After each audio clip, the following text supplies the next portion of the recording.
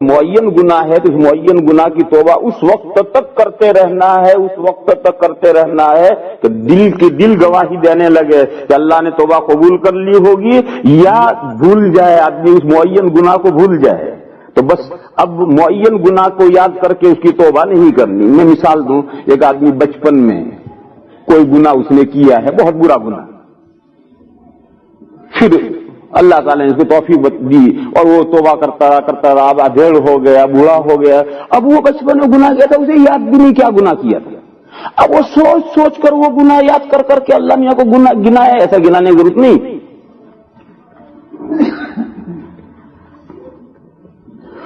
پھر یہ تو توبہ کی حقیقت میں نے بتائی۔ پھر ایک بات یاد رکھنے کی یہاں یہ ہے کہ کھیتی کرتے ہیں تو پہلے زمین ہموار کرنی پڑتی ہے، ہل چلانا پڑتا ہے، تب اس میں بیج پڑتا ہے، روکتا ہے، اور سخت بنجر کھیت میں ہل چلائے بغیر بیج بکھیر دو گے تو بیج بیکار جائے گا، اگے گا نہیں۔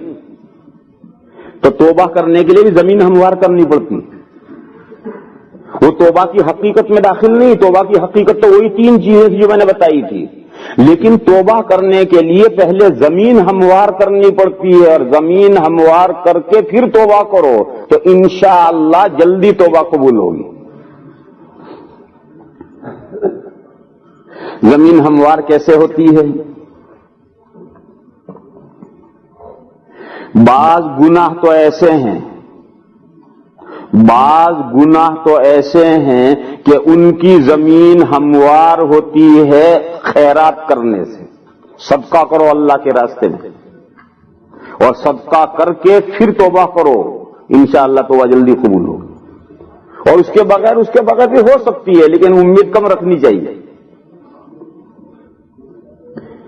مثال دوں میں، حدیث شریف میں ترمذی شریف میں حدیث شریف میں یہ مضمون آیا ہے کہ ایک آدمی سے غلطی ہو گئی اور اس نے اپنی بیوی سے منتھلی پیریڈ میں صحبت کر لی، اسے غلطی ہو جاتی ہے۔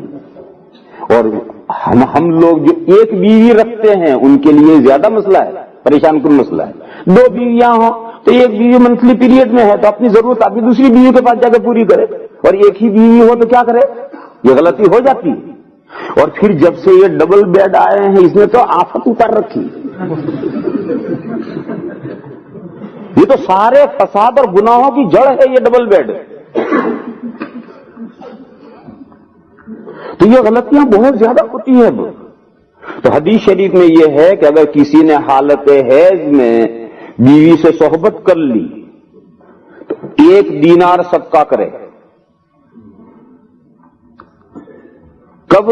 جبکہ شروع دنوں میں اس نے صحبت کی ہو، حیض شروع ہوتا ہے تو شروع کے 3 دن لال خون آتا ہے، لال نہیں کالا، لال گہرا لال یعنی کالا سا خون، سیاہی کی طرف مائل خون آتا ہے اور بدبودار خون آتا ہے۔ اس زمانے میں اگر صحبت کر لیے تو 1 دینار صدقہ کرے، اور آدھا زمانہ گزرنے کے بعد پھر خون کم بھی ہو جاتا ہے، ہلکا بھی پڑ جاتا ہے، اس کا رنگ بھی لال ہو جاتا ہے، اب کالا سا نہیں رہتا اور بدبو بھی زیادہ نہیں رہتی اس میں، تو اس زمانے میں اگر صحبت کی ہے تو آدھا دینار صدقہ کرے۔ دینار کیا ہے؟ دینار حضور کے زمانے میں 2 سکے چلتے تھے، ایک گولڈ کا ایک سلور کا، تو جو گولڈ کا سکہ تھا وہ دینار کہلاتا تھا، اور سلور کا جو سکہ تھا وہ درہم کہلاتا تھا۔ اس زمانے میں جو سکہ چلتا تھا دینار کا، وہ دینار آج بھی کویت میں چلتا ہے۔ کویت میں جو نوٹ ہیں اس میں دینار کے نوٹ بھی ہیں، درہم کے نوٹ بھی ہیں، اور میں یہ سمجھتا ہوں، مجھے صحیح بھاؤ تو نہیں معلوم، تو آپ ہی حضرات کو جانتے ہوں گے، باقی جو کویت میں 1 دینار چلتا ہے وہ آپ کے $25 کے ایکول ہوگا۔ یہ میں مجھے موٹا سا اندازہ کرتا ہوں، مجھے صحیح نہیں معلوم۔ آپ کے $25 کا 1 دینار کے بقدر ہے، $1 کی قیمت $25 ہے 1 دینار۔ تو اگر شروع زمانے میں اس نے بھی حیض کے زمانے میں بیوی سے صحبت کر دی تو 1 دینار صدقہ کرو، اور اگر آخری زمانے میں صحبت ہو گئی تو آدھا دینار صدقہ کرو۔ یہ صدقہ کیوں کروایا گیا ہے؟ یہ صدقہ کرو پھر توبہ کرو تو توبہ کو جلدی قبول ہوگی۔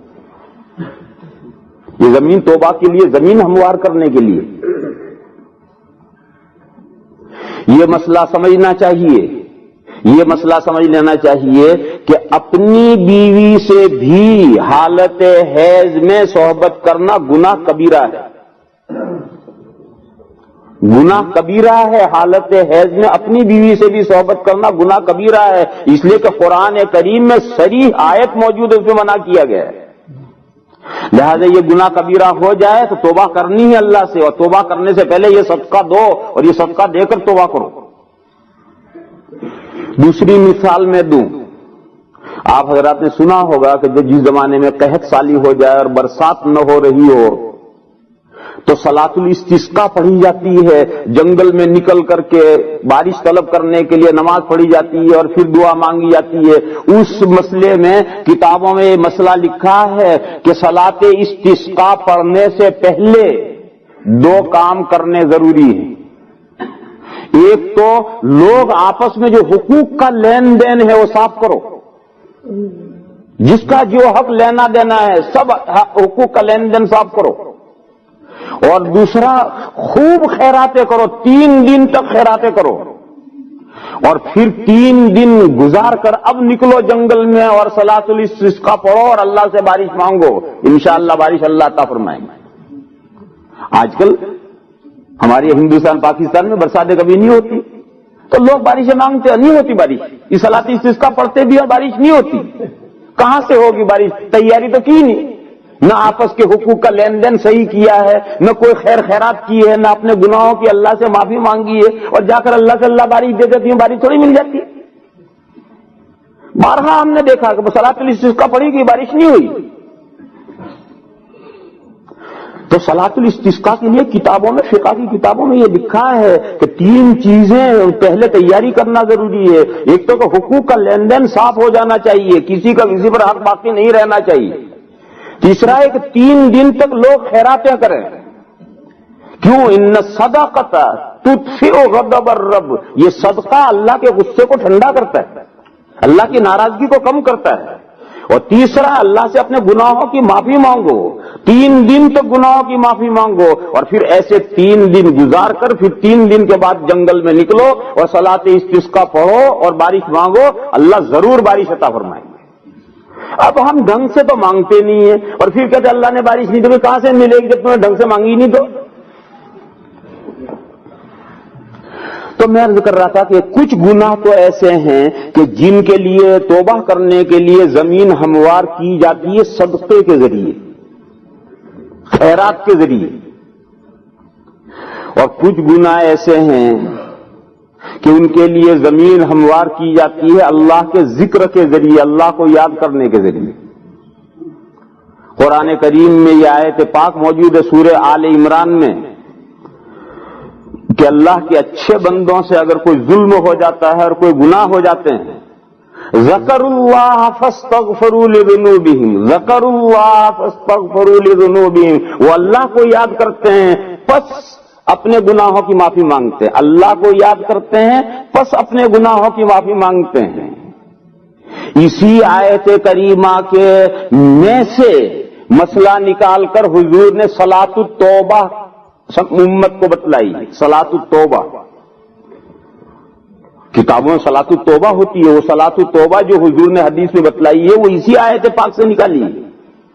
کیونکہ اللہ نے یہ فرمایا ہے کہ اللہ کے نیک بندوں سے اگر کوئی گناہ ہو جائے تو وہ اللہ کو یاد کرتے ہیں پس توبہ کرتے ہیں.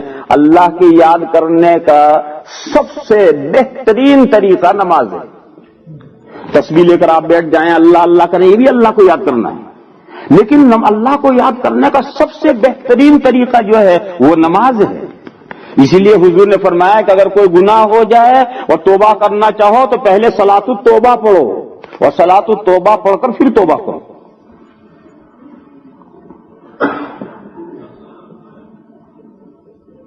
صلاۃ التوبہ آپ حضرات جانتے ہیں، وضو کرو، غسل کر لو تو واہ واہ، کپڑے بدل لو اپنے تو اور اچھا، نہا دھو کر پاک صاف ہو کر کے کم از کم 2 رکعتیں نفل کم از کم 2 رکعتیں، اور 4 پڑھ لو واہ واہ، 6 پڑھ لو اور اچھا، 8 پڑھ لو اور اچھا.